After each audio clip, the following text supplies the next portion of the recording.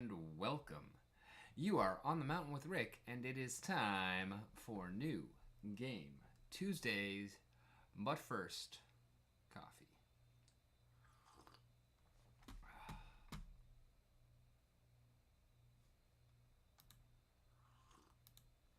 And a little hive power up. You know, we gotta do our thing real quick right here.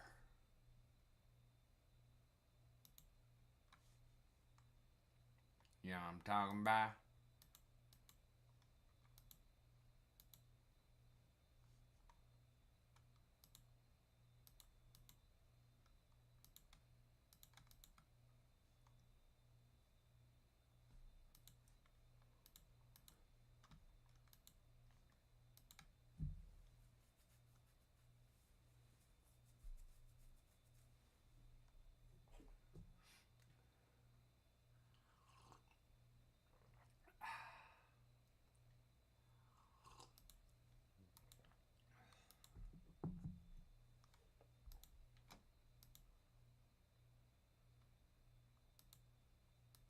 How y'all doing out there in Twitchland and or YouTubeville today?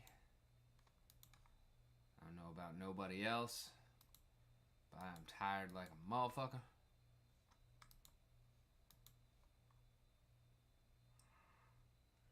It has been a hellacious day.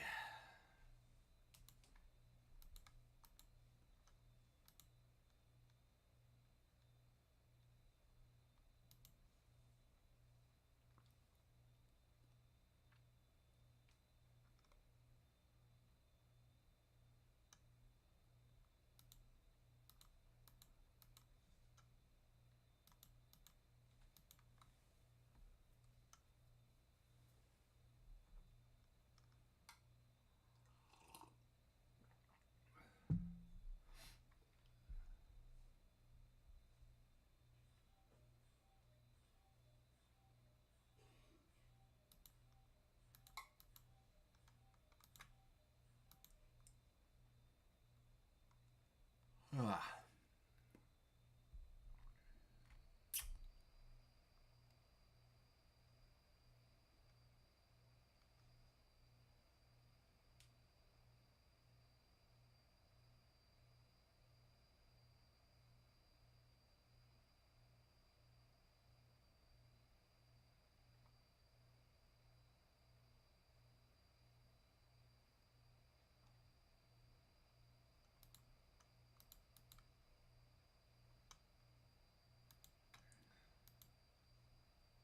I'm gonna do my best to make it through this stream, but I might just fall asleep right here in the chair.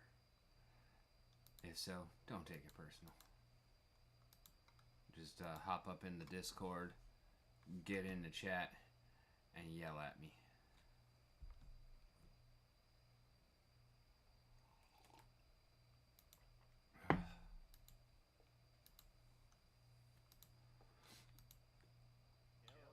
Hey, what's good? Not too much is good. Well, I guess. How you doing? Aside from tired, I'm pretty decent. I've been doing too much. That's cool. Did a little bit more painting on my skeleton minis. Cool. How many you got done now? Still the same six. Did some partial work on the archers.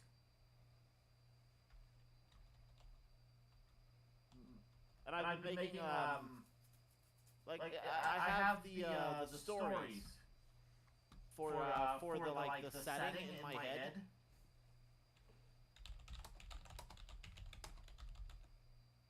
But I only have two factions at the moment.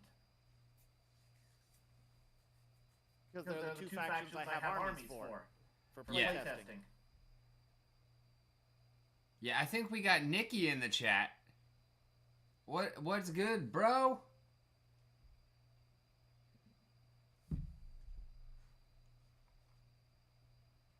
Yeah, and we got an echo in your audio, but you know what? Let's just bust out these headphones that I haven't used in forever.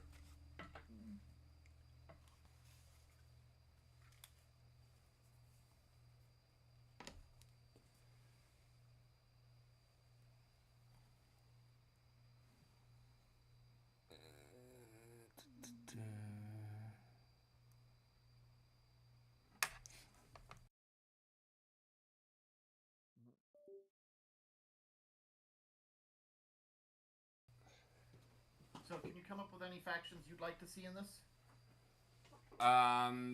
In terms of your wargaming, Currently, I have the Scions of the Empire and the Bronze Shield Adventurers.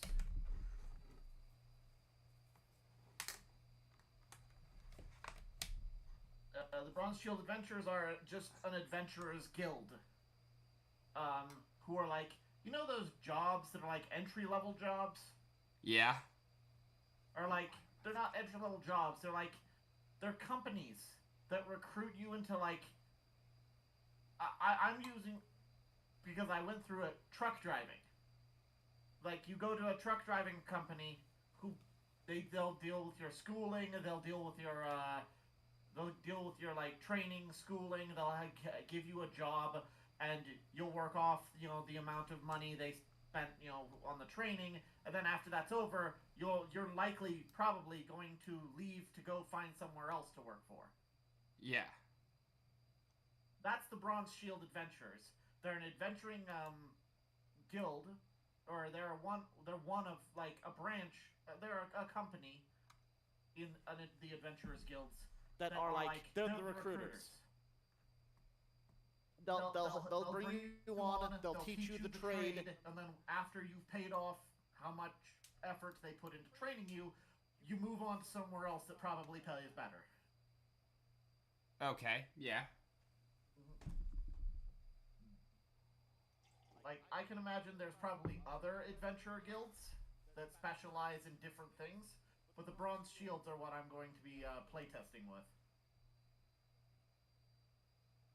Yeah, makes sense. So, like, what are you looking for? At the moment, the roster is empty, so whatever gimmick you wanna throw at me. These are all built from 3.5 D&D classes, so classes and monsters. Although, do remember, level 6 is the max. So I can't put Mind Flayers into this because they are racial hit die level 8. You could do Intellect Devourers, though.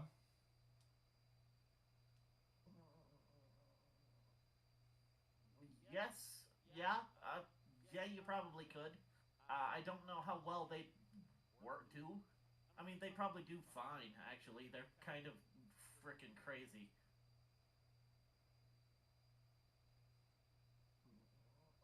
And I have a bunch of minis to do other things with, but... Yeah, honestly, I don't necessarily see an Intellect Devourer being anywhere near as scary on a wargaming table as in actual,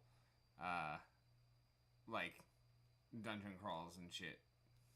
Well, in the first Neverwinter Nights, the first computer game one, an Intellect Devourer is actually, if you follow the like story progression line of things, yeah, and like basically where the game points you to first instead of going to one of the other locations, because you can hit them in any order.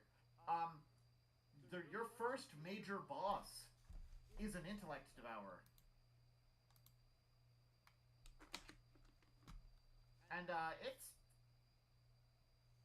it's kind of a bullshit fight. Yeah, I mean, they are kind of a bullshit fight. It's either bullshit easy or it's bullshit what the fuck. Because the Intellect Devourer like took over a bunch of people's minds, and like you're in a prison, and it's got the it's inhabiting the brain of the like head warden, and in that fight it has like 5 other guys in the place that will fight you at the same time, and if you focus down the warden, who the Intellect Devourer is in, the Intellect Devourer will jump into a new guy and just keep going. Like Intellect Devourers do. Yeah. So you either have to kill all 5 of the brainwashed innocent guys,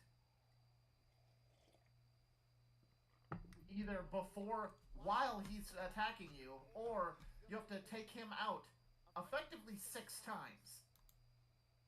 Yeah. There's only one easy way to deal with that fight, and that is be stealthy, talk to all of the, and manage to skill check your way through the brainwashed people and convince them to leave. I disagree. There is a second easy way to win that fight. Okay? Thermonuclear warhead. You don't have to take them out 6 different times if you just take out all 6 of them at once. Yeah. Problem is, by the time you hit him, you're probably only level 4 or 5. And so, can't really thermonuclear warhead at level 3 or 5. 4 or 5. Well, at level 5 you can fireball. Yeah, what, 2 casts, maybe?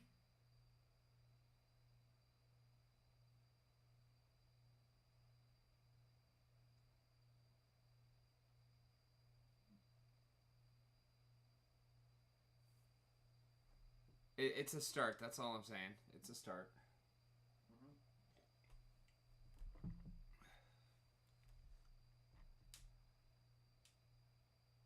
So,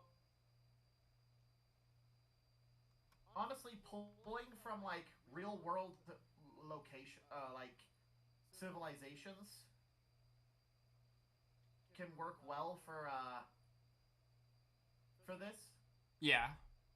Like, the Scions of the Empire are, how well do you know Roman history? Better than I used to, but I still wouldn't say well. Okay. So when Rome fell, it basically fractured in half, and, like, the Rome half of it fell, but the other half, the Byzantine? Yep. The Byzantine half didn't. The Scions of the Empire are basically Rome. It fell. The part of the empire that didn't fall, however, didn't fall not because they were geographically isolated from the part that was falling, but because they were ruled by vampires.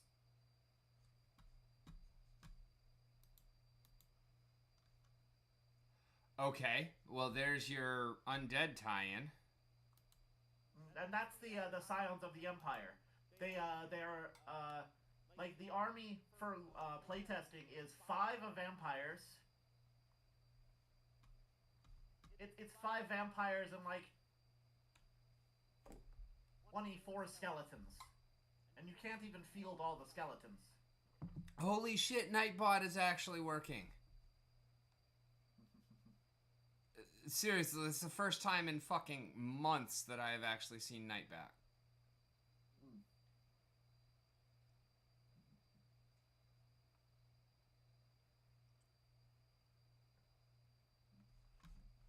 Crazy. I have one other faction to maybe put in. And that's because I have a bunch of goblins and a couple of wolves and some basically some nature wilds units. And I was considering doing a sort of Norse group with goblins. What up? Hello. Yo, yo. Viking goblins sounds interesting. I feel like they'd be a little less imposing, though. Vikings definitely had size on their side. Well, like Viking green. If I probably use the term greenskins instead, it's probably going to be goblinoids.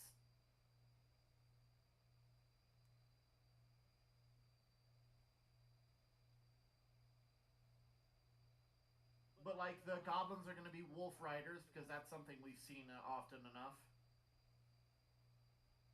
That it's basically a trope. Yeah.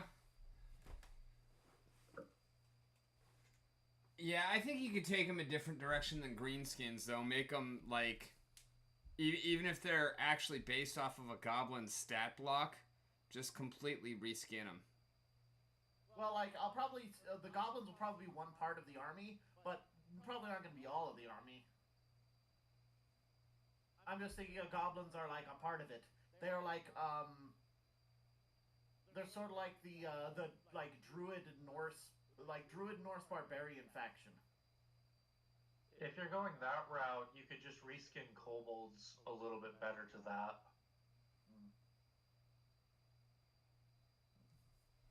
So what in the hell have you been up to, man?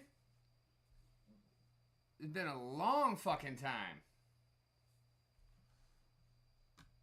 Yeah, I've been busy. Life's been hectic. I saw that you were streaming, and what's it called? I'm taking a break from a painting commission I'm doing for Warhammer. I just finished a test model on for the at least part of the test model for the distressed leather look I'm looking for, and I just got approval on it to do it on the rest of the models. Nice. Fantasy? Warhammer Fantasy? I play 40k. Oh, okay. But this is technically this one's also 40k. It's just Kill Team that I'm doing for a friend of mine. Oh, okay. But money's money. Right. Damn, now talking with both of y'all both got active painting projects on. I want to bust out the brushes. Oh, dude, I should. I haven't sent you the stuff since I started taking commissions, have I? You did send me some a little while ago, but I'm guessing that those were all just for you. Favorite 40k army? I play Eldari. Okay, Eldar. Okay. Yeah, I started with I started collecting at the beginning or at the end of 8th edition. Started playing in 9th edition, and with 10th edition they merged Harlequin from a solo faction into the main Eldari faction.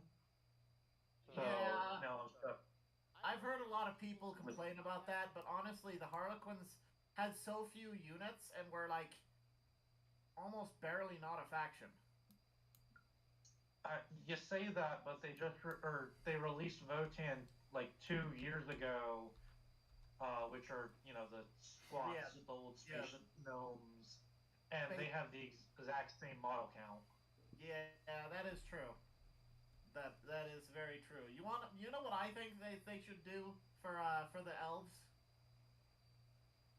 What's up? Bring in the Exodites. Give me fucking dinosaurs with lasers mounted to them. Oh, I'd be fine with that. That'd be cool as crap. It'd be kind of like how the Tau handle Groot. Yeah. They mentioned the Exodites are mentioned in a lot of the lore, but like the wood elf equivalent faction just doesn't exist as far as the models are concerned. And like that would be awesome. Give me dinosaurs with laser beams. A big portion of that is also in the lore. The Exodites have distanced themselves from the craft worlds. Yeah, true. They don't really get involved with the rest of the galaxy.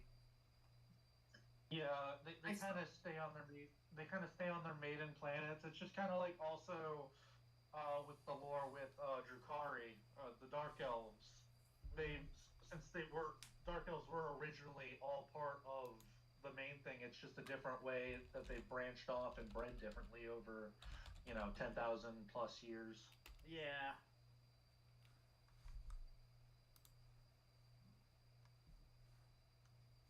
I like Necrons. I've been enjoying them. Necrons are my favorite, just by the aesthetic. They're a cool aesthetic. They're also always like competitively viable too, which is dope. Yeah. Because Ben cares so much about competitively viable. Yeah, I will tell you. If they actually released Emperor's Children, I might actually build an army for Warhammer.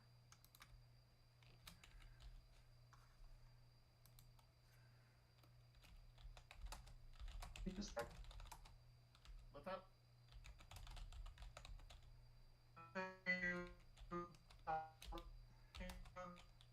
You are going. Thank you very much, oh Mr. Roboto. Yeah, you're very robot sound right now. My bad.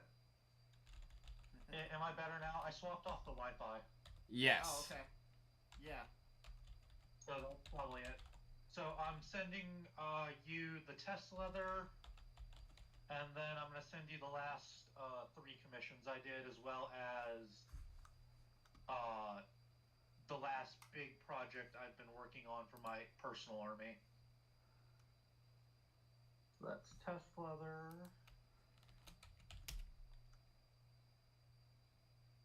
Boom. All right.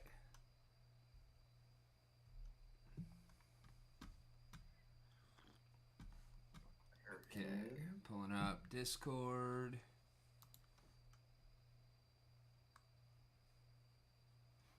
So that's test leather. This is... Next one is personal army.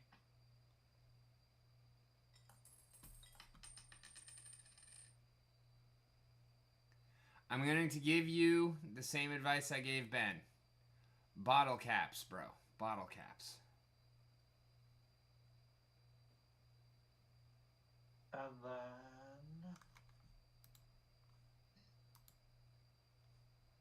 I mean, they look fucking incredible, but when you're painting, take a fucking bottle cap and glue the mini on top of the bottle cap, and then you can hold the bottle cap so you're not painting your fingers. Oh, no. That painting my fingers was when I was priming earlier today. I've seen that often enough in painting videos for miniatures. And then...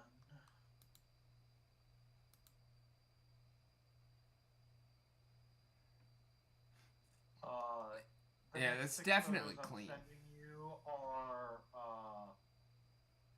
the last 3 commissions I've done before.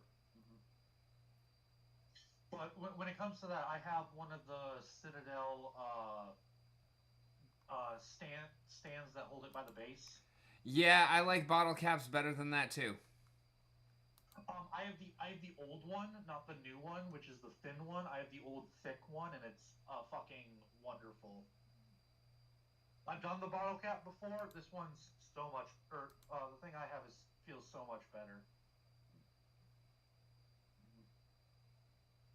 But yeah, like I said, the last 6 photos are commissions.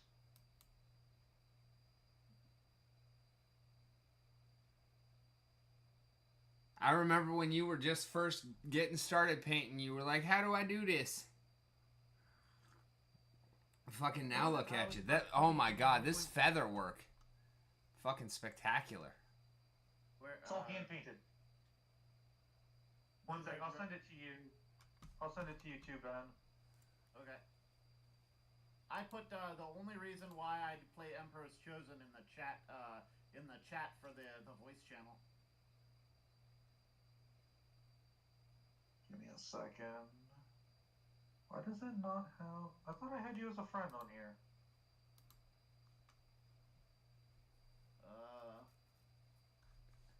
Oh no. I only have 3 at the moment. Thought I had you as a friend when we were playing...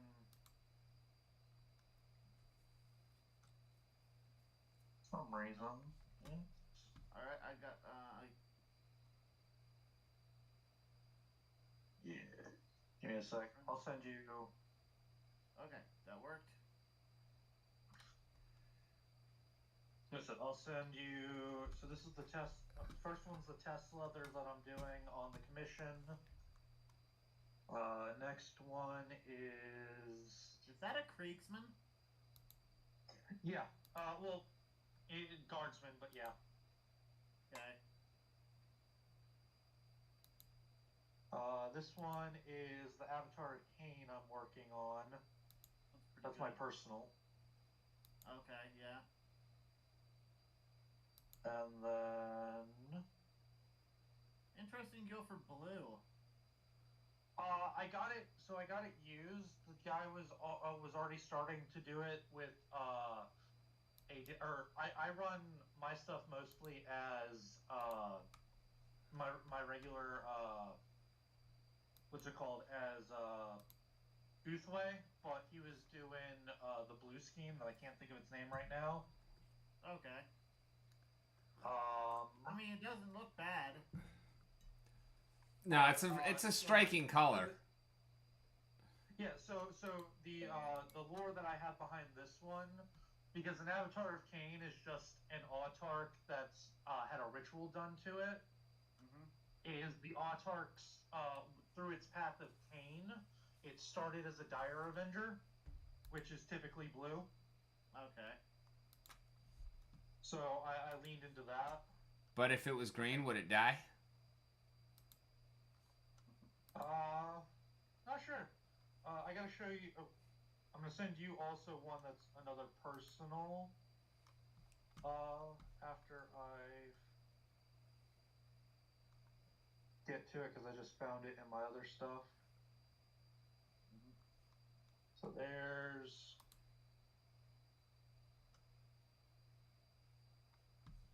the last 3 commissions, and then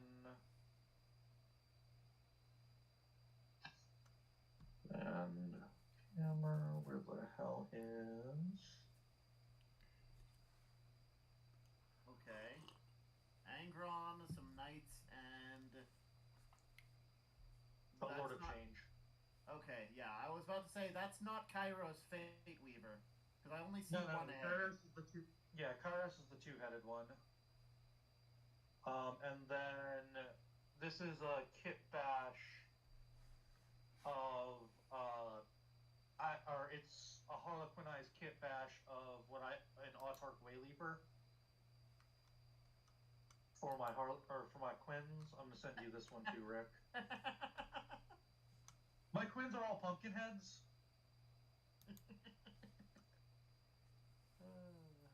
I figured you'd get a chuckle out of that. That is good. I'm looking forward to it now. Yeah.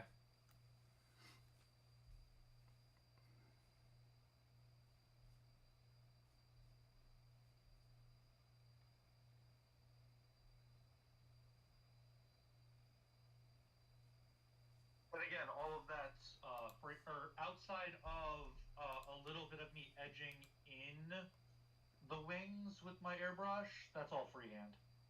Okay. But the Lord of Change was all freehand. All the intricate little details, like for the feathering, it very much shows. Yeah, so like I said, I edged in a little bit with the thing, and then I went back over with a dry brush on the wings of the Harlequin. Oh, I meant on the Lord of Change. Oh yeah, no, that one. Yeah, like I said, that's all hand feathering and. Yeah, that is very good. That's very good. Yeah. And then the only thing that's airbrush on that one is the flames at the top, and that's just because I'm not as great, or I can't get a light enough effect like that by hand, if that makes sense. Okay. And then Rick, you'll appreciate this. I don't know if you can watch it on stream or listen to it on stream, but are you a Spotify or a YouTube music person? YouTube. YouTube?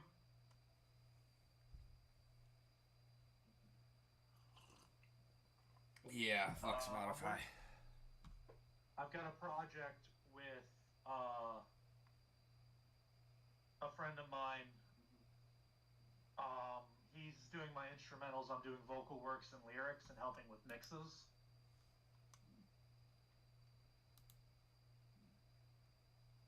Cool. So I'm going to a convention in about 2.5 weeks. What kind of convention? It says it's a board game convention.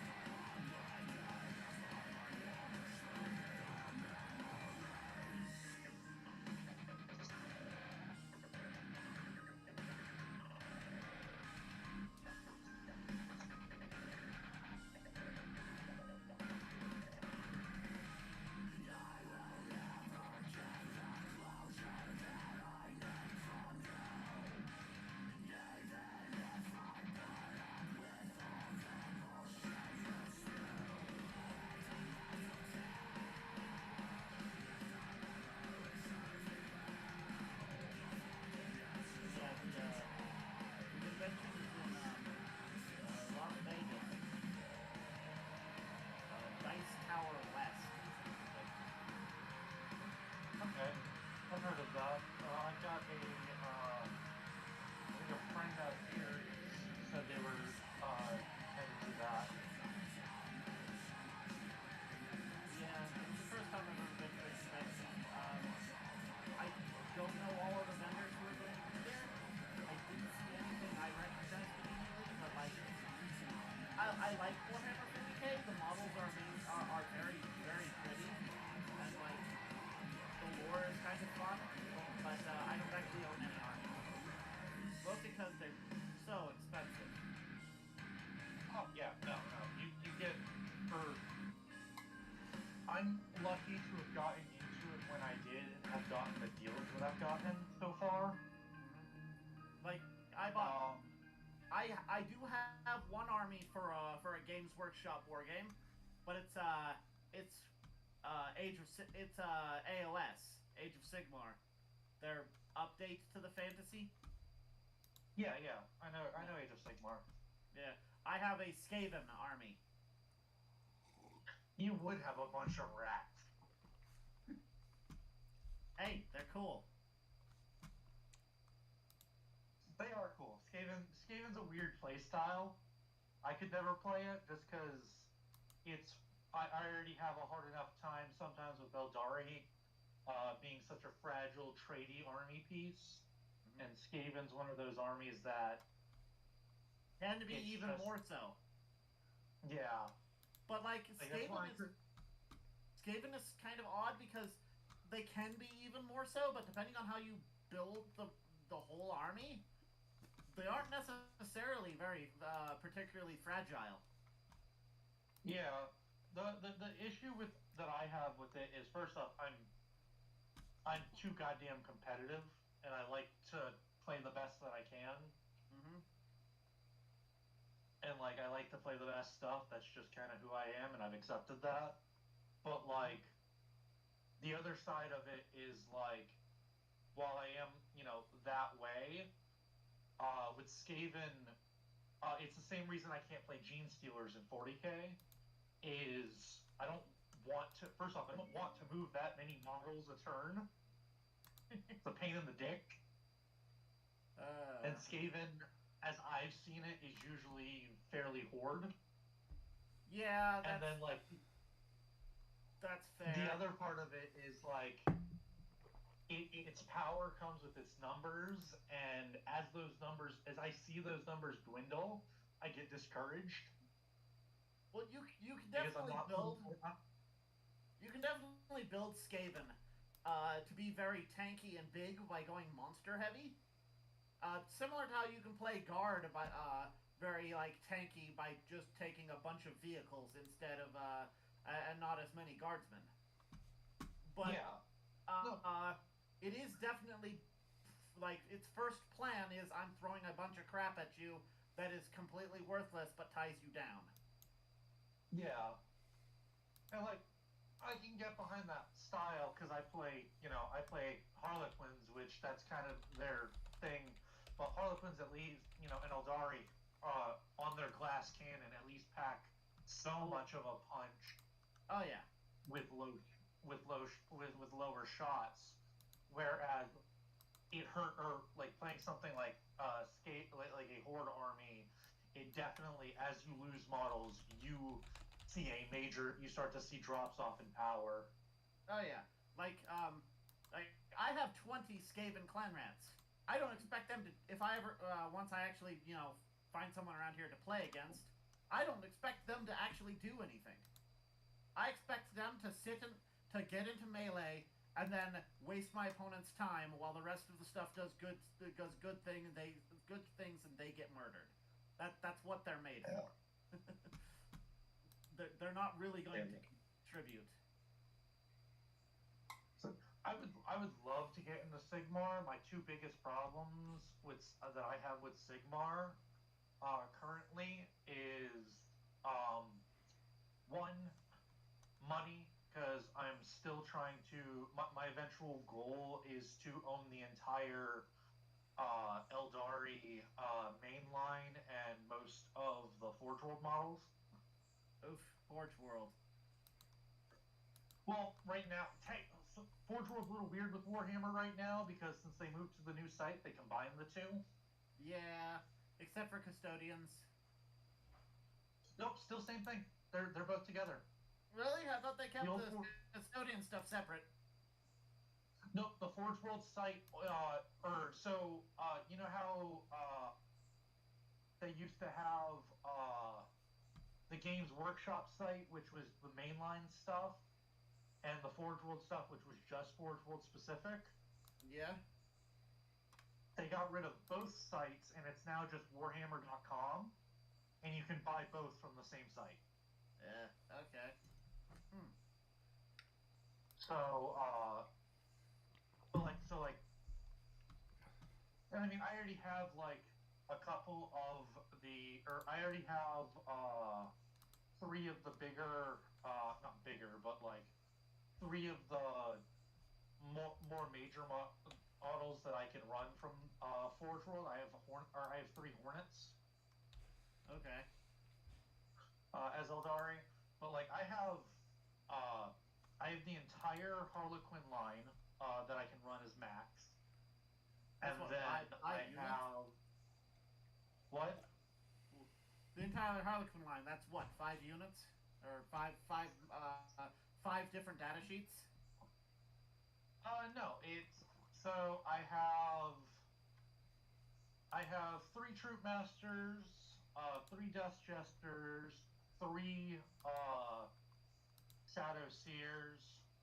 I have 6 Star Weavers, 6 Void technically 6 Void Weavers, but I can only run a max of 3 right now, Right. because of unit size. Now they changed it down. I have 18 bikes. I can only run 12 of them, and then I have what is it? I can run up to 6 units of 12 players for a troop. Okay. And that's the entire lineup. I thought there were like 8.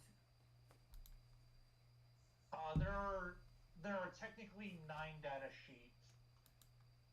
It's either 9 or 10 data sheets for Harlequin. So it's Troop Master, Death Sister, Shadow Seer. I have a Solitaire. Okay. Yeah, they're very small army. Battleship. So Battle. I sent you an image of why I want Emperor's Children to be a faction. The Noise Marines? Yeah, they are so fun. Cool. I mean, they look kind of ridiculous, but I mean that's the fun. Yeah, I really, really, really wish that they would give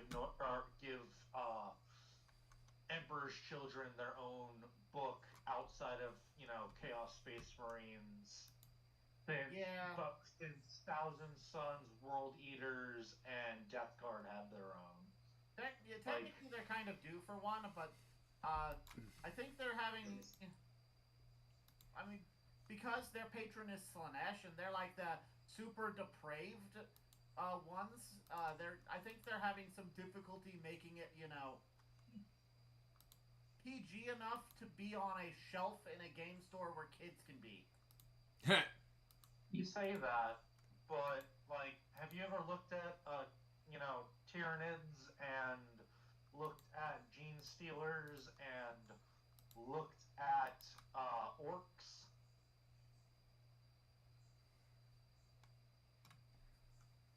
Like, because some of them be more gruesome. Yeah. I do believe that Emperor's Children will happen eventually. I don't know if it's going to happen within the year, though. Maybe 2 years. Within the next 2 years, I would expect Emperor's Children to be around. Yeah, I'm hoping we get them in 10th edition, or at the very least by the end of 10th edition. Yeah. You there, Rick? Yep. What are your thoughts on the picture I posted in chat.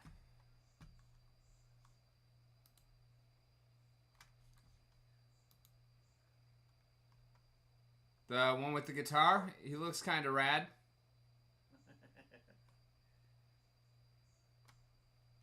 Yeah, he's the guitar gun. Because there's a clip on the bottom of that guitar. Oh, yeah. Yep, there totally is. There definitely is, and I totally did not catch that until you said it. Yeah. How'd you like the song? It was pretty cool. I've been hype about it.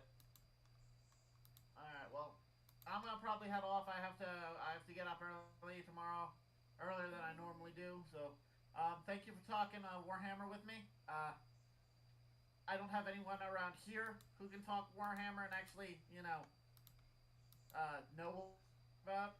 So it was nice to have somebody who does. Yeah, you can always message me. And I'll probably buy an army at some point for Warhammer and actually get one together. But like no one around here plays, or at least I don't know of anyone who around here who plays. You'll have to go to Durango for that. Probably. I remember when I was, still up there, there was still a solid scene over at Danny's. Oh, okay. I mean, if you just go into Guild House and ask them about it, see what time they do, or what day of the month they do like meetups or some shit. Yeah, and see what sort of setup they've got. Yeah, they might even have like a Discord server you can join for locals. Yeah. All right. Well, thank you very much, and I will talk to you guys later. Yeah, have a good night. I'll catch you tomorrow night. Later. Yep. Bye. I don't suppose that you happen to have Thursday nights free. I do not. I didn't think so. Usually. Thursdays I'm working at Domino's, so Thursdays are usually one of my better tip nights anyways. Hey, I've done that. Yeah. It's not the best, but it pays the bills and pays for the hobby. Yeah, you're probably making more than I am. Fucking, I'd rather be driving than cooking. That's fair. What are they paying you an hour? 17. No, you're probably making more than I am. I was definitely you're making. In a restaurant, you're probably getting at least 50 if you're cooking. No. Right? No. No? No, most places trying not to give you overtime. Like, I've been getting a couple of hours of OT the last few weeks because we lost a member of the kitchen, and so it's basically just been a two-man operation, me and Chef. But we got a couple new hires starting, so I've actually lost a day this week. Oh, no. I'm sorry. I mean, no, it's... I honestly have been working 6-day weeks. I'm just I got my Thursdays back. Gotcha. But yeah, it's like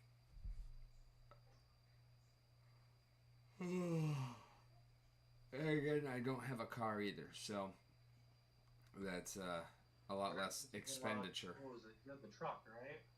No, I don't. I have not had a vehicle for quite a while. Oh God. Sorry about that. I know how rough that is. I was without a working one for a hot minute. Yeah, I mean, I got one, and then 5 months later, I get into an accident with it and total it. yeah. Which fucking sucked. That's kind of, yeah. I've had a couple since I've been here, and they've just lasted a couple of months and then just completely broke down and like looking at like $5,000 repair bills. Yeah, what was it?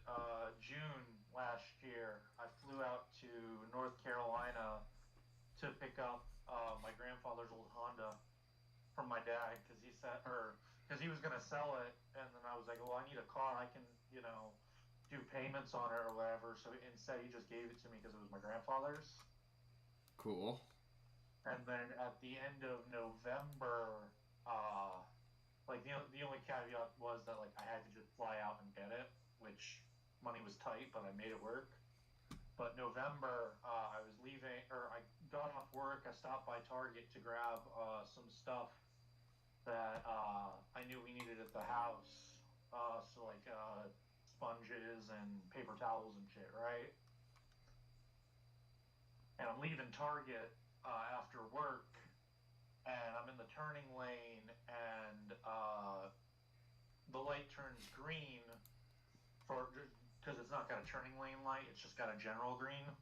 Uh-huh. The light turns green, and the Nissan Frontier on the opposite side pulls forward and comes to a complete stop. And because I'm the only one in the turning lane, I think, oh, he's letting me go. And I pulled out, and by the time I looked back after I was, correcting, make sure I don't go into oncoming traffic, he hits me. Oh, that's no bueno. Sounds like at least you came through though. Yeah, like airbags hurt significantly less than I thought. Yeah. So that was at least a plus, but like the car was totaled. As soon as airbags are deployed, it's totaled. Yeah, I had to scramble to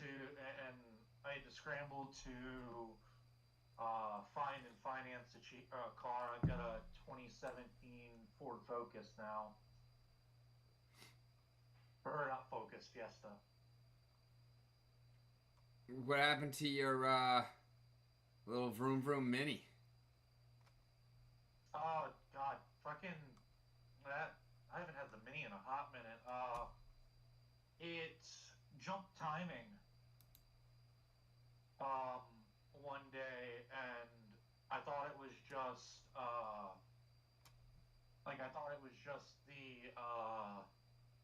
that it needed new spark plugs and coils and stuff like that. So I spent all that to fix that, and it turns out, like I said, it jumped timing, and the engine was basically fucked. So I sent it back to the bank, or I told the bank, hey, I can't afford to fix this, and I can't afford the rest of the loan. And they took it back. They they put me on a willful repossess for it, and they took it. Okay, could have been worse. Could have been worse. And then I've got an '87 3 Series convertible that I've been slowly working on, but I just don't like lately. The last little bit of stuff that I need to get it road ready is like just barely out of reach because I can't, I haven't had the money to put into it. Yeah. If that makes sense. Yeah, you've done all the cheap shit, and now it's like everything you got left is like you need to be able to set aside a full fucking paycheck for it. Actually, well, kind of. So I've done all the semi-expensive shit.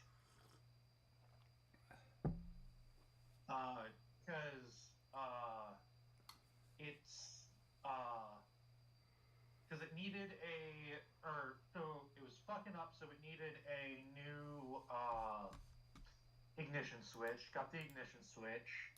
In the time that it was sitting, the starter went bad, so I replaced the starter. In the time that the starter went bad, the alternator went bad, So I replaced the alternator. Now the only thing that I need to, have it semi-road ready is to that's running and driving consistently is I need a new battery because in the time that it's been sitting, 2 batteries have like gone out of warranty and died on me. And then I need 4 new tires because they're showing signs of dry rot. Also, no bueno. So it's like, and then like once that's done, I can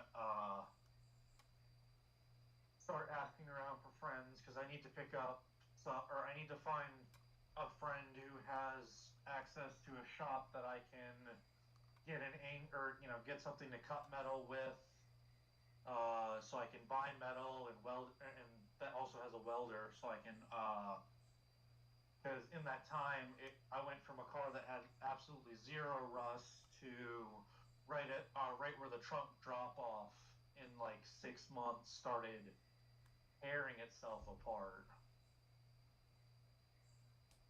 So I need to clean that up, hit it with a rust converter, cut what I can out, weld it all in, weld it together, and then like the last thing is I need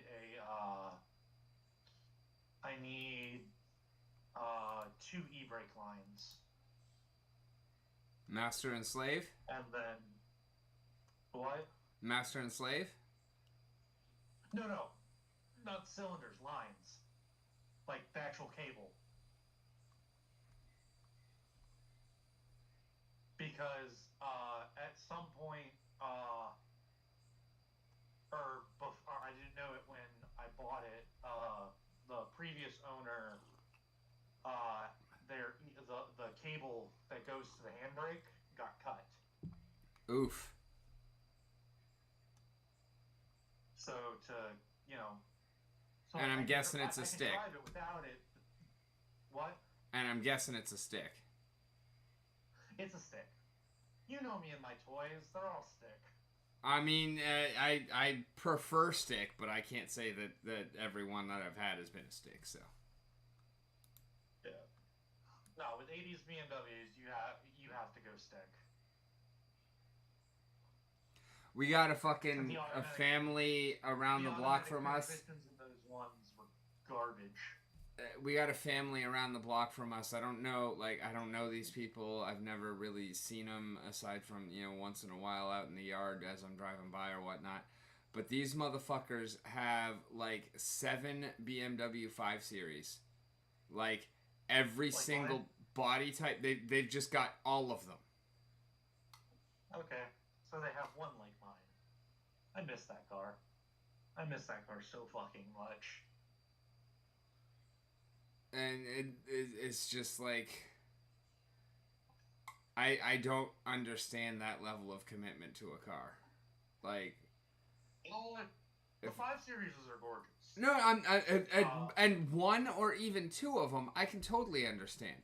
But like it's like all of those and then 1 like Chevy Silverado. Like I would much rather have like the 5 Series, the Silverado, and then a motorcycle, and then like a fucking Mazda Tribute or something like that. Like it just rather than doubling down on the exact same fucking car, I'd rather have something different. So one of those things could be, it depends on how old the family is and how long they've been doing it. If they are all original or like second owners of those, it's probably because they have a repertoire with a dealership, and because they are reoccurring and get one every time a new one comes out. I think one of them actually works at a dealership. Yeah, they get way better deals if you do it that way, especially if you're collecting cars. You see that a lot. You don't see it as much with BMWs. You will see it with some of the rarer BMWs. But you'll see it a lot in like Porsche and Ferrari drivers who will do that. because they're essentially and with into enough of, exactly yeah, with Porsches, Ferraris, then you're dealing with limited enough numbers that I get it. But like BMW's pretty fucking mass produced. There are a lot of rarer ones out there though. Okay, BMW 5 Series, pretty fucking mass produced. There are a lot of rarer ones out there. So if you're looking at like M5s these days, you're not, let's say a new M5 gets announced this week, right? The person that has all of those M5s and have bought them from the same dealership, if that dealership only gets one M5 and they get to choose which M5, it's going to them first, and then they also get to customize the most of the time they'll get to customize like what packages they want on it, so like they can get because you're basically you're ordering it before it's built, so you get to choose what's going into it. That's the same kind of shit that I got with my my Cavalier. Say that again. It is the same kind of shit that I got with my Cavalier. That's why I actually ended up getting the upgrade to the LS Sport Limited Edition, because they ended up not doing a regular LS Sport because it was the last year of the Cavaliers, and so I ended up getting one of the last 100 ever made. Oh, no shit. My mom had, what was it? Was it 02? When the LS, or when whatever the sport package was, my mom had one of the yellow ones. Nice. Years ago. That thing was a sleeper. Yeah. Those old sporty Cavaliers. Those things were like a Honda killer, no doubt.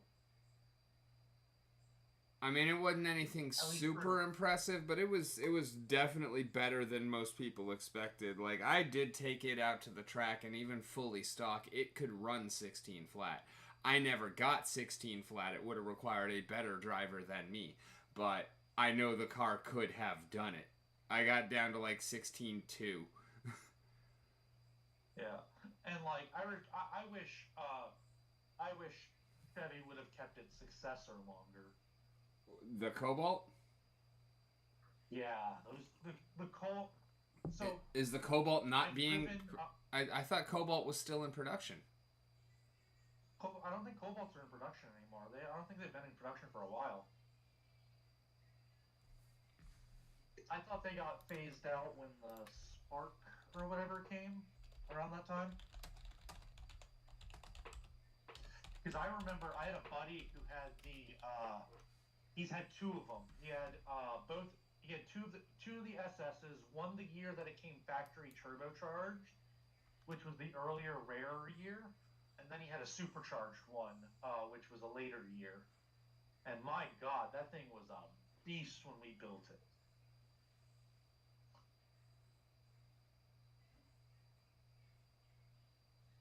All right, so it looks like it was in production from 2004 to 2010, or model years 05 to 10, and then 12 to 20, but I don't think 12 to 20 was in North America. No, that's probably Australian market. And then it was replaced by the Cruise. That's what I was thinking, not the Spark. Because those two came out around the same time, I believe. And the Cruise just sucked. There was no, sedan performance for that vehicle that could be made.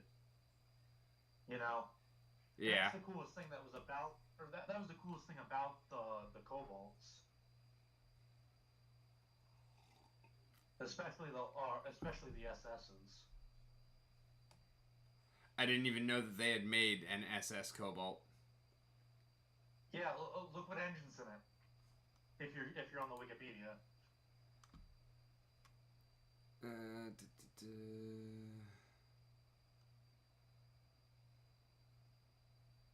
Three versions included two forced induction, inline four Ecotech engines, and a third naturally aspirated engine. That's what you're looking for is so the two forced induction. One was, I think it was like a 2-year edition of the SS, which was a turbocharger. And then they switched over to, in the later ones after that, it was a supercharged one. Okay, yeah, supercharged 2-liter coupe in late 2004. And then there were mad guys like my buddy Ethan, who after he sold off the turbo and bought the supercharged, he twin charged the supercharged. So with both, with turbo pulley at low RPM with supercharger pulley at low RPM with a variable weight with a pressure-based wastegate that would go into the turbo towards the higher RPMs with an ECU tune. Cool. I know what about half of those words meant. All right, you know what a turbocharger is? Yeah. No, I'm exaggerating. Like, I followed. I'm just saying, like, you're obviously much more car guy than I am. Like, I'm tracking, or I'm following, but I'm not tracking. All right, gotcha. Basically, superchargers, they power the car better at lower RPMs. Yeah, whereas the turbo, it's gotta like spool up before it actually kicks in. Correct. When you twin charge, you have both systems, and you have essentially an electric pulley that when your car's computer, your ECU, when you tune it, you can say at this RPM, I want to essentially pull the supercharger off and flip over to the turbo. Okay. I did not know that you could actually run both on the same vehicle. It's a pain in the dick, but it is possible. My favorite iteration of it is... I just love the way it sounds. Give me a second. I have to look this video up. It's on a Lancer Evo.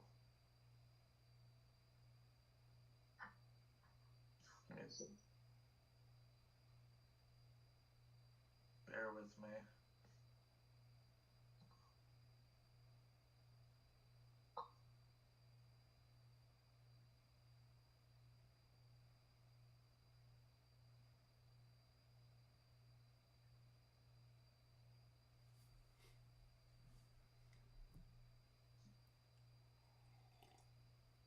Apparently the Cruise died in 2019 as well.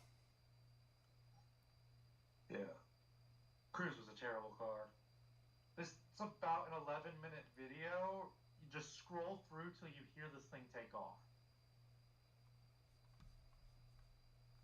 I will do that when I'm not on stream. That's fair. Well, I was just giving you, I mean, if you're not on stream, you can watch the whole video. It's cool how they explain it. But the thing is, twin charge cars sound so weird and so cool. If that makes sense? Yeah. Because you get the at that low shift, you get the power of the you hear the supercharger one. Yeah. The pulley, and then all of a sudden it swaps over seamlessly, and you hear the spool of the turbo and the wastegate, the little stutter. It's such a weird sound from a car perspective.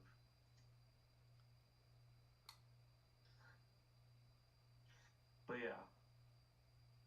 Sorry, let my nerd out on that one. This is a nerd-friendly channel, if nothing else. what I've been nerding out on lately is I actually have a new project that you should definitely check out and hit up. We have a new YouTube, Anti-Religious. I don't have any content up on that yet, but I have been working out, filling out the blog at antireligious.org. Okay. You'll have to send me that link. I'll check it out tonight. Yeah, I can do that right now. And then, like I said, I've been busy as hell with, between, trying to survive, doing my hobby stuff. Like I said, I did those those were all, the commissions I sent you were all last year.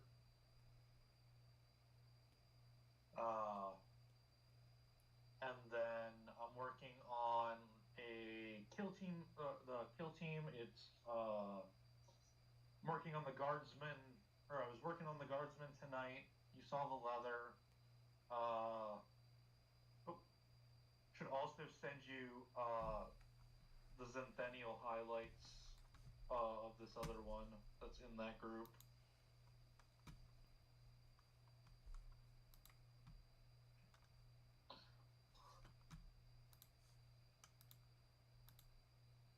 Did a little bit of dry brushing Zenthenial highlights on it that turned out absolutely gorgeous for its Yeah, that's looking great. Yeah, I'm super proud of my dry brushing lately. Like I finally found a technique or a combination of techniques that really worked for me with that. And I've started to get, better at it and, ever improving. And then, so I'm doing that. I'm doing some terrain that came with that box, as well as I need to put together 5 more orcs that are in this box and prime and paint them. Give me a second. I'll show you the terrain. It's only got the silver dry brush on it right now. Where the hell are you?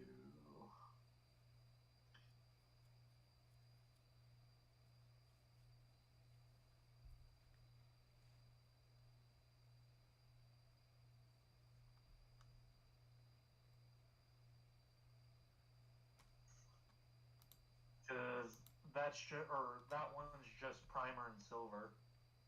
Nice. So far, I gotta add brass, some paint, and then do rust, and then those pieces will be done. That thing makes me want to watch Death Race. Yeah. So, and that's just 2 colors. Yeah, no, I'm just saying, like, great job on it, but also, like, just the structure of it is, like, it's very Dreadnought and makes me want to rewatch Death Race. Oh, yeah, that works for you. Speaking of Jason Statham being a fucking badass, dude, Beekeeper. I need to see it. Oh my god, you do need to see it. We did not know what to expect. We were just, had a movie night out gift card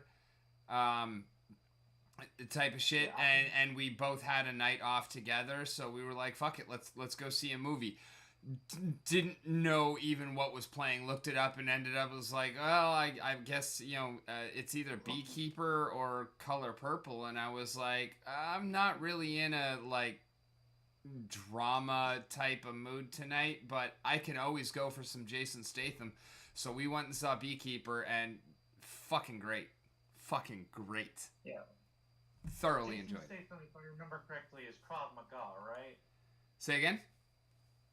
Jason Statham's martial art that he uses mainly is it Krav Maga or Aikido? Let's ask Google.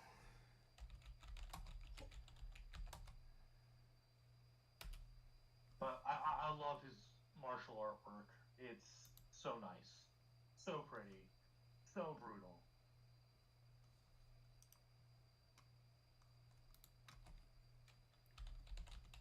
Yeah. I need to watch that. I need to go out to see that. And then I saw an ad actually today. I was hype on Peacock. I think it's either the spring or the summer. It's a 6-episode horror series by John Carpenter. Cool. You know, my personal favorite horror writer of all time. This man wrote The Thing. So apparently Jason Statham is not actually a really a martial artist. He's just he's an actor, but he does more. So like when how to put it? Yes, some of the people like Donnie Yen, they are dedicated to the craft first, and then they do acting. Jason Statham did it the opposite way. He just his fighting choreography is just so beautiful. It's like Keanu Reeves in that aspect. Yeah. Or hell, even fucking Van Damme. Van Damme was not really a martial artist. He was a ballet dancer. Yes. You're aging yourself there, but yes. I don't care. He's still fucking amazing. Out of all of the professional ass kickers, he was the best kicker. That's fair. And as a taekwondo practitioner, like, oh god, it feels fake to say that since I haven't attended a class in I don't even want to think how long, but like taekwondo is still home to me as far as martial arts go, and so like, yeah, no, I really appreciate Van Damme's kicks. No, I respect that. I am not the biggest fan of taekwondo, I will admit. And that's fine. You're allowed to be wrong. But that's because I look at taekwondo, and please don't get offended when I say this. Of course not. I'm just fucking. Taekwondo is, as a martial art, is more of a sport than a traditional fighting style. I would say that is true for WTF. Because it really depends on which style of taekwondo you're looking at. Like, Olympic style taekwondo is absolutely sport, not martial art. Yeah, like most taekwondo you see today is that. I do respect a lot of the older masters.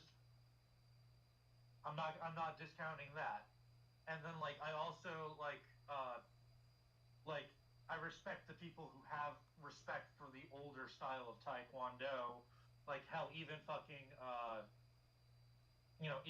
Dana White, head of UFC, was a taekwondo master. That was his first martial art he mastered.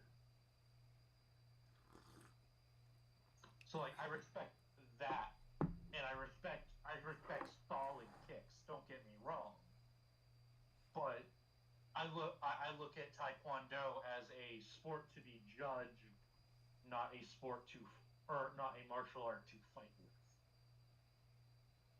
Does that make sense? To a point, yeah.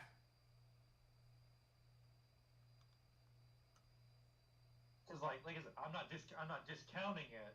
It's just not for me in that regard. I've taken some taekwondo classes to learn the basic, or to learn how it functions essentially. If I've ever come across it, I know its weaknesses and stuff like that in that sort of fighting, but I feel it is lower on my totem pole, if that makes sense. I'm also like a little biased, as my fighting style is mostly striking anyways. Like personal. Yeah, I'm not much of a grappler. Yeah, I started I started with uh, I started with Bog Y,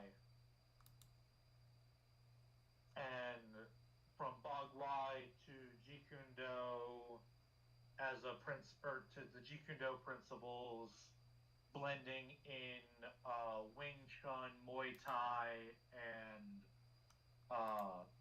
when it comes to ground game, there's nothing better than Brazilian Jiu-Jitsu.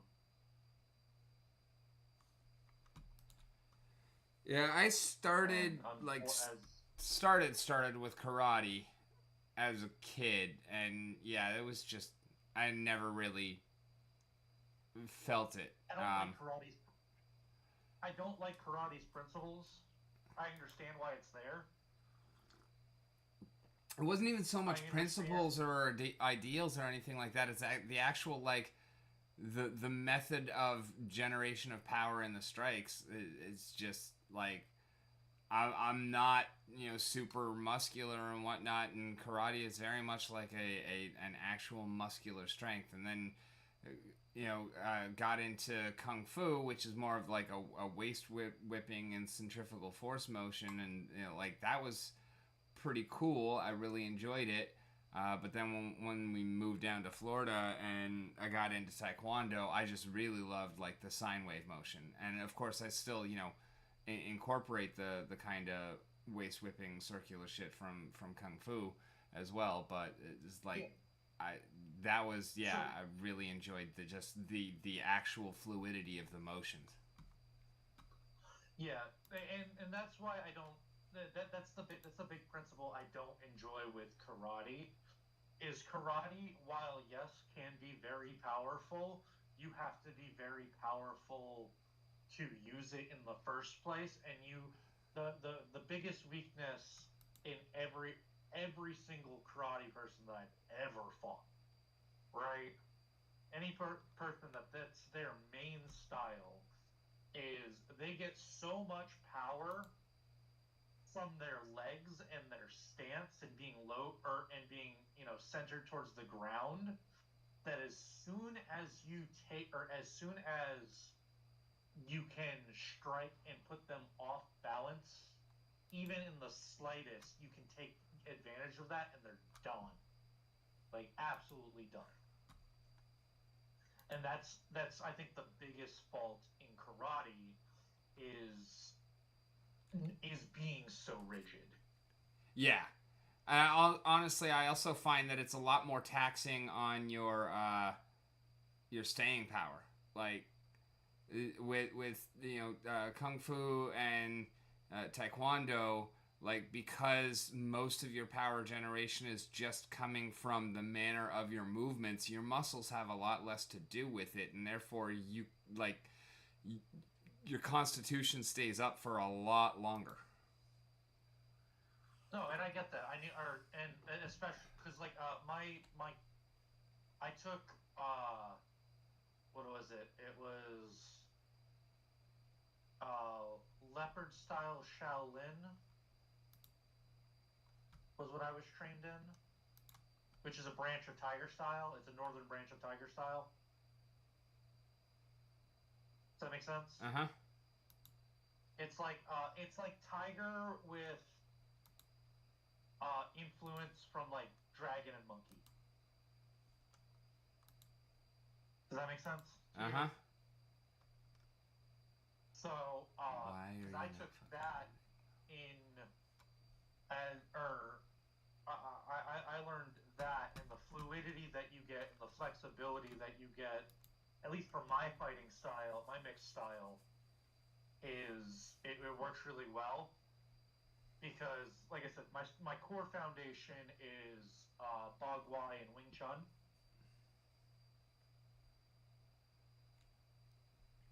Which is about strikes and endurance, and and using Jeet Kune Do principles to add flexibility and movement into that, and more movement than just circle walking. Yeah. Really allows me to get out of some like hairy situations, or had allowed me to get out of some hairy situations. So I'm kind of retired. Like, I still practice stance. Hello, everybody. Welcome back to another episode again.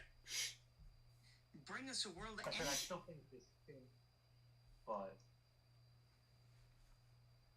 Why are you not fucking working, browser? What the fucking fuck, you fuck?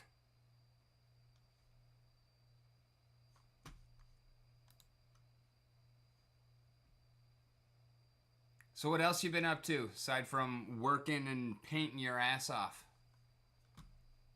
I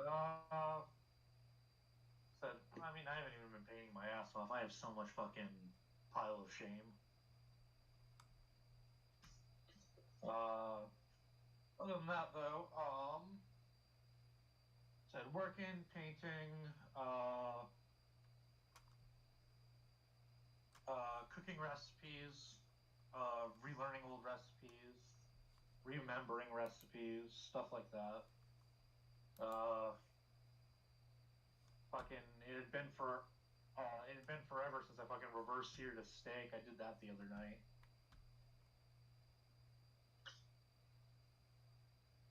That was delicious. I also made some fucking steak last night. They were pretty fucking It wasn't delicious. last night. It was. I've done it like once a week though since I've done it. This was the last one I did, and then the one before it.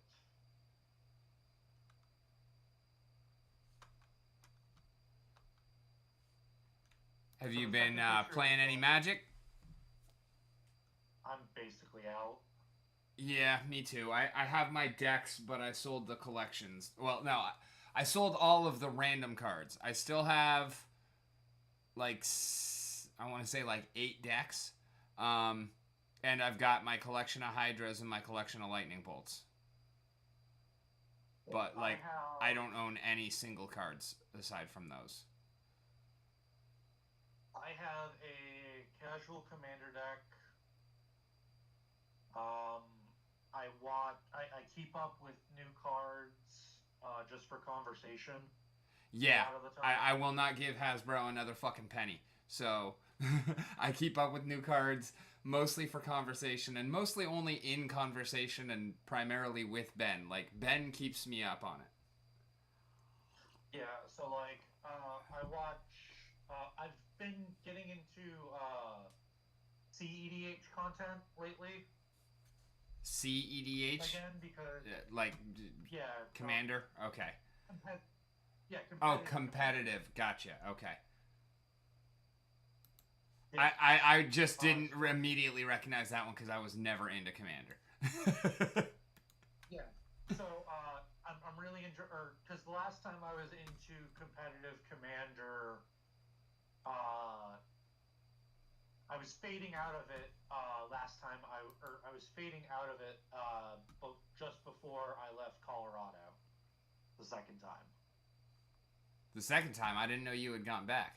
So, like, that's since you came down here and I saw you, right? No. I had already come back when I saw you. Oh, okay. Yeah. I need to come see you. You're, like 8 hours away. You're still around the same place. Around the same place, yeah. A little closer to Orlando now. Not in the same city, but, pretty much. Like, two cities closer.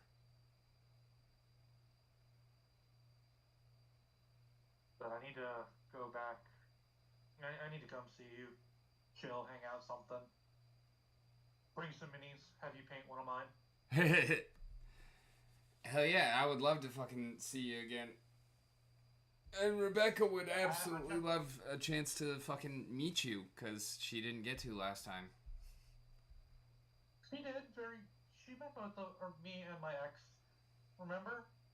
It wasn't very long. Yeah, no, I'm like, she didn't get a chance to meet you, is what I meant. Like, okay, gotcha. Because I know we talked and learned a little bit, but yeah, exactly. But you still together. Yeah, you just had to leave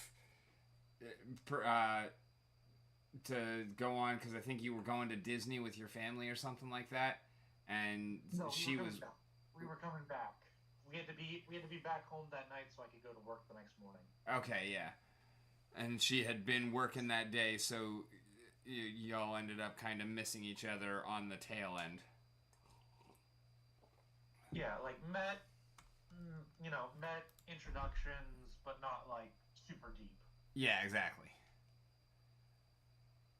Yeah.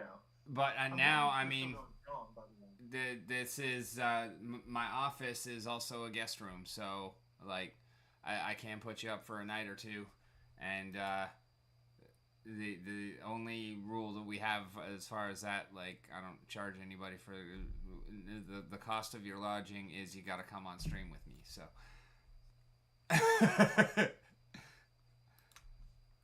why fine. are you not fucking working, Comptar? I really need to figure out how I can actually set this up to run all the shit on my computer and then I run the stream on the other one so that it's not taxing this computer so much. It's ridiculous. Wait, are you trying to do a 2 CPU setup? Yeah. God, that's a dick and a half. Yeah, I just recently updated my my Comptar. So now the other one's just kind of sitting over there not doing much of anything, but I know that there is a way that I can use it to take some of the... Because what I've got now is a hell of a lot better than what I had before, but it's still getting taxed out by not very much, and so being able to combine them would be a lot better. Turn the old one into a house server.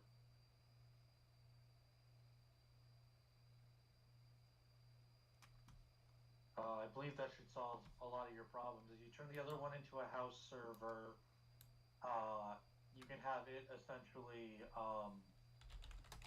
run, your outputting functions.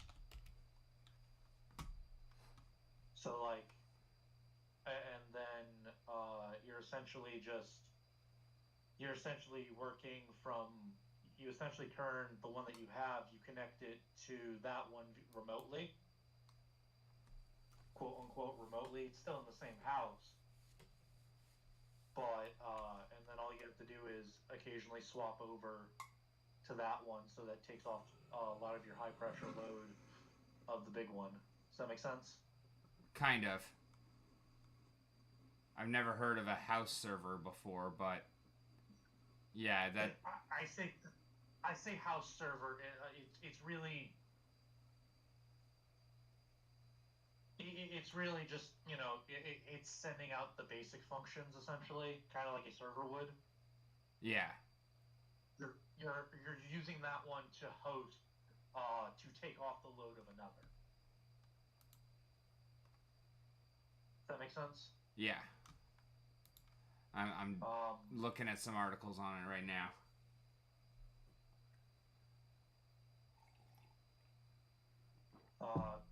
And like I said, you can either do that by making it actually like dedicating it to like basically server functionality, or you can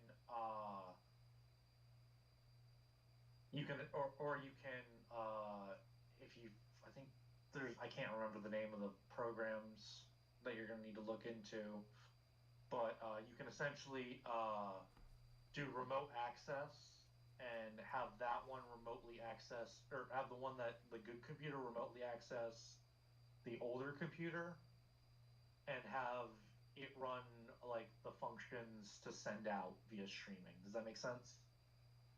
I'd actually want to do that in reverse, right? Yeah. Because I'd want to run the stream. I want to run the OBS on the old computer. No, that's what I was saying though. Did I say it backwards? Maybe, because you said use the good computer to remote access the old computer. But I'd want to use the old computer launch the stream, remote access this computer so that I can share the screen from this computer to that one, right? Yes. Okay. That is what I meant to explain. I did say it backwards.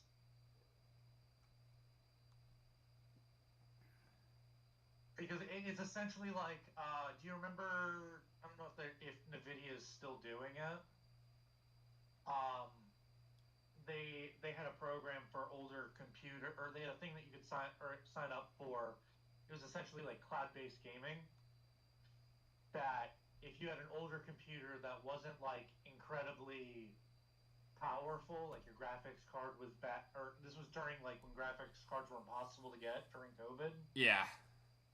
And honestly, the old one does not have a graphics card, like, at all. This one does. I do have NVIDIA now, but it's GeForce RTX 2050.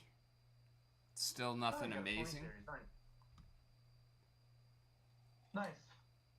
50s aren't bad. 2050s aren't bad. Yeah, definitely better than not having anything. Yeah, they're solid workhorses. But anyways, what I was trying to say was NVIDIA used to have, or it was either NVIDIA or some service that used NVIDIA. If you had an older NVIDIA graphics card, like a 970, you could essentially sign in. You could sign in on their site. You would, and all you had to have was good internet. You would sign in. You would essentially sign in from your bad computer to a remote computer with a better graphics card and and frame rate and stuff like that. And you would essentially be playing through the server on the other computer over the internet. Does that make sense? Yeah.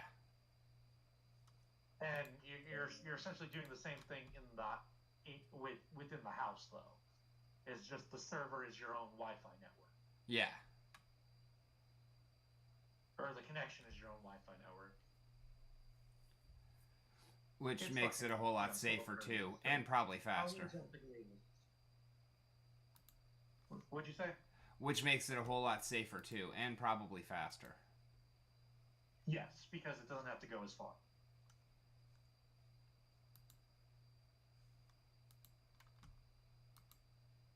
Yeah, basically just, I would look into safe remote access programs for within your household.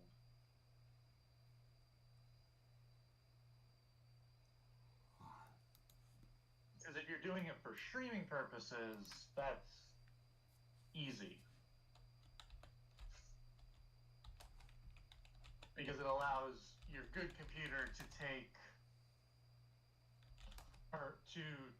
the load of whatever you're doing on it, while your old computer is just taking the load of streaming. Or not even just streaming, of just, what's the word I'm looking for? I guess technically streaming, because it's just basically running OBS. Yeah, broadcasting. Yeah, there we go. Because like the result in the end is you're streaming to the internet something you're streaming from another computer. In the most simplest terms. Yeah. Did I paint that chain right? Yeah, I think so. Okay. Yeah. Internet to bad computer, watching good computer. Yeah. Words hard, man. It's 12:30. Yeah. Words can be hard. It is indeed 1:30 in the morning, and I am working another double today, so I am going to go ahead and call it here. If there is anyone else out there in the chat, thank you so very much for hanging out. As always, I have been Rick. you've been on the mountain. It has been a wonderful time. We will be right back in about 22 and a half hours for World Building Wednesday with Ben. And in the meanwhile, never forget, keep kicking ass, because you are fucking awesome.